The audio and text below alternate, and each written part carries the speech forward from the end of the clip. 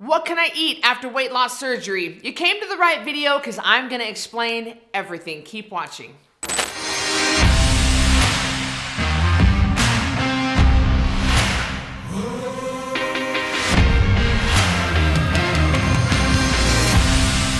In this video, we're going to discuss all the different types of weight loss surgery. And then we're going to go through what you can eat after weight loss surgery. And last, I'll show you how you can lose just as much weight just as quickly, but without having to have surgery. There's so much shame around weight loss surgery. In fact, during our 10-pound takedown challenge, Carrie, my sister, the COO of Code Red and MSNRN, and also failed weight loss surgery survivor, she does a special teaching called The Shame of Weight Loss Surgery. And we really want to take that shame away from you. And if you're watching this video, you might be considering weight loss surgery. You might have had weight loss surgery. You're looking for some more information. So you came to the right video. And can I just say, thank you for watching. Thank you for being here. I sure appreciate you.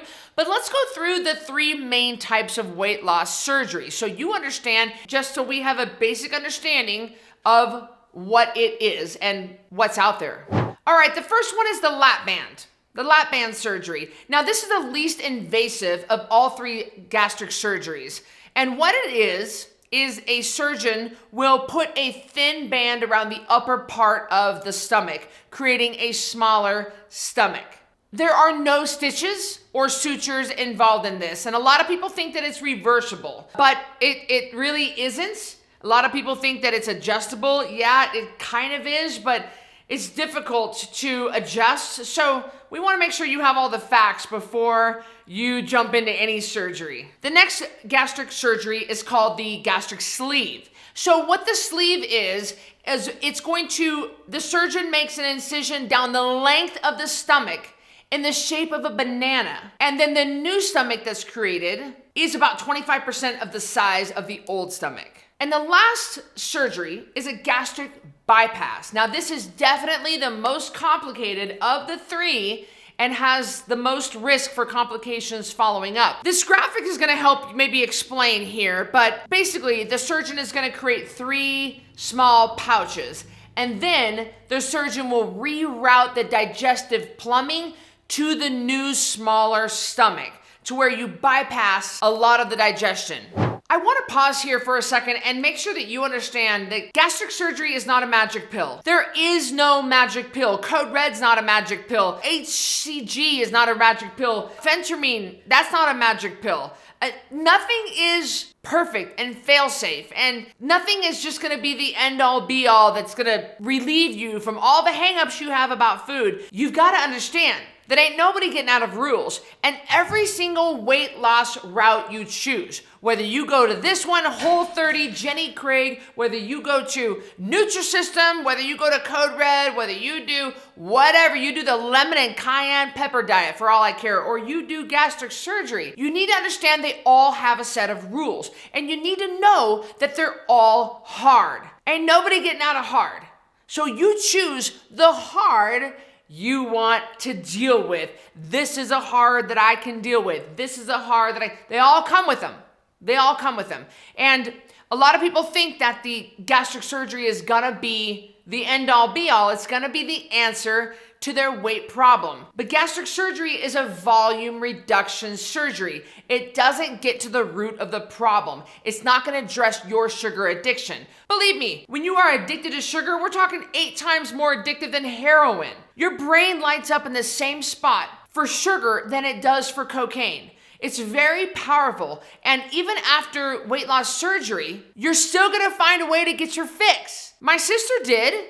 Weight loss surgery didn't address her sugar addiction. And that's how she wasn't able to lose the weight, because she found the workaround. She still found a way to drink her sugar to where it was still fit in her much smaller stomach, and she could have that high that she got from sugar. Same thing. You're in the same boat. And until we really get to the root cause of your obesity, then nothing's gonna change. Even weight loss surgery is not gonna change anything if you don't address the root cause of what got you in the mess to begin with. So next, let's talk about what you can eat after weight loss surgery.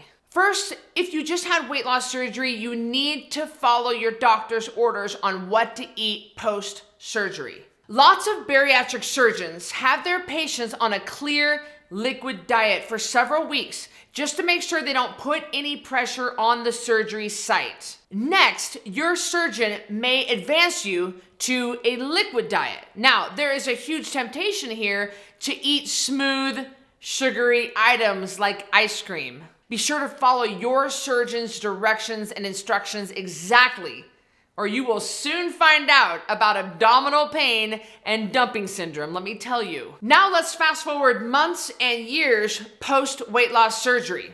If you haven't reached your goal by now, then my guess is you've found ways to get in your calories post surgery, but eating crap that wasn't good for you. I'm not judging you. I'm just saying that's called the workaround, and a lot of people do it. I know this firsthand because my sister Carrie had lap band surgery in Mexico, and due to major post-op problems and complications, she found a way to drink high sugary liquid items and Cheetos, and that wasn't causing any problems for her. But of course, it didn't get her to her goal weight. What can I eat after weight loss surgery? You need to eat real food. You need to drink your water too. And a lot of gastric patients come to Code Red and they complain that they can't drink a gallon a day like we require. And Carrie tried to pull that on me. Cristy, she'd say, sis, I can't drink all the water, but you can. And even on our help desk, if you go to my website and you go to the FAQs, you go to the help section, we have written an article just for you weight loss patients who complain that they can't drink all the water. Yes, you can. You might not be able to drink it the way that a normal stomach person can, like me, but you can get all that water in, and you need to stay properly hydrated. You should be asking yourself, how can I get a good source of fat and protein? Since you have had your stomach reduced down to a fraction of the size that it was before, the name of the game is the most bang for your buck. We want you to have foods that have the most nutrients in them in the smallest amount. Some of our gastric surgery patients' favorites are nut butters, eggs, chicken, tuna, ranch dressing, avocado, olives, other kinds of fish. Those are just a few of some of our gastric bypass patient favorite foods. See, you need to understand that you are different now. You can't eat crap food. You have to make every single bite count. You have no wiggle room on this. We've got to get the most bang for our buck when it comes to food here. Before I go to the next point, I love hearing from you, so comment below and tell me, what is your experience with weight loss surgery? Have you had it? What did you eat post-op? I want to hear what you think, so comment below.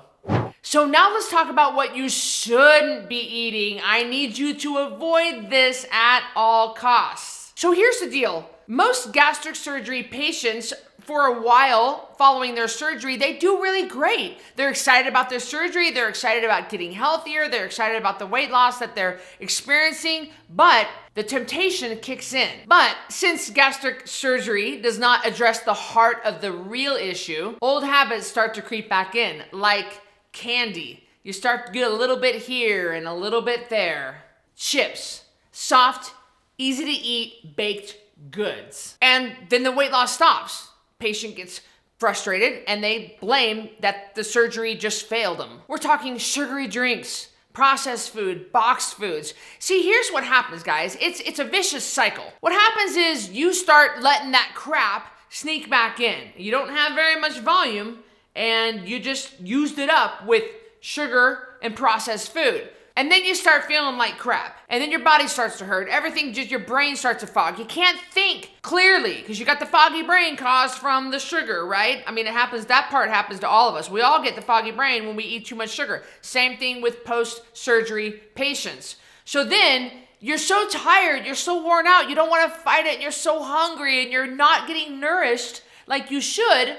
So you pull in and get a Shamrock Shake from McDonald's. You pull into Haagen-Dazs, you go into Cold Stone, and you get something that is cool and creamy and that will go right down. It'll give you that instant high. And you just start making the cycle of bad decisions. One bad decision, it just feeds into the next bad decision.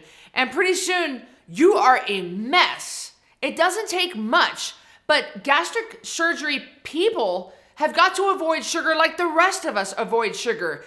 It's like the old meth commercial, not even once. One of the big rules for Code Red is we never allow sugar to stay in our house. If you've got some cupcakes from your 5-year-old granddaughter's birthday party, the cupcakes after the party need to go to the garbage can, they need to leave with that last little girl, or they go to your neighbor John. You can't keep sugar in your house no matter who you are. A recovering drug addict doesn't keep drugs in his cupboard.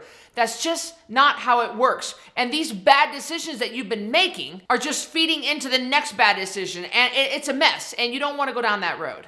Listen, there are certain things you're not going to be able to eat. You're not going to be able to eat a big bowl of broccoli. You simply don't have the capacity for that kind of fiber. You won't be able to do that. But you can have some guacamole on a slice of pepperoni, for example, and you can be perfectly happy with that. You need to understand that everything comes with rules. Every single method that you choose comes with rules. And Code Red, we have our own rules too. Ain't nobody getting out of the rules, but we think that the rules we follow are the easiest hard out there. And the best thing for you to do, and if you're considering weight loss surgery, I would ask you to reconsider and try Code Red. Give me 30 days. Do one of my 10-pound takedown challenges and see how you feel after that. If you still don't like it and if you don't feel good on it, then move forward with your weight loss surgery. But if you like it, imagine not having to go under the knife. Imagine real food, water, and sleep. And you might be wondering, well, what do you mean by real food, Cristy? I'm talking about meat and vegetables, nuts, eggs, seeds, seafoods, and fat. I'm talking about drinking your water at least a gallon a day. I'm talking about getting at least 7 hours of sleep. This is the way that the human species was created to eat. And I'm bringing you back to your roots. It's a learning and an unlearning process during the 30-day challenge. So at least give that a shot before you make any drastic surgery plans. At least find out how your body can heal itself and release that excess weight on its own if you just give it what it needs. Your body is crying out to heal. And if you're watching this video because you're considering weight loss surgery, I'm asking you to just give me 30 days before you book that surgery. I've linked it up below. Check out the 10-pound takedown. We have them every month. You didn't miss one, don't worry. We've got another one coming up, and I'll see you on the next video.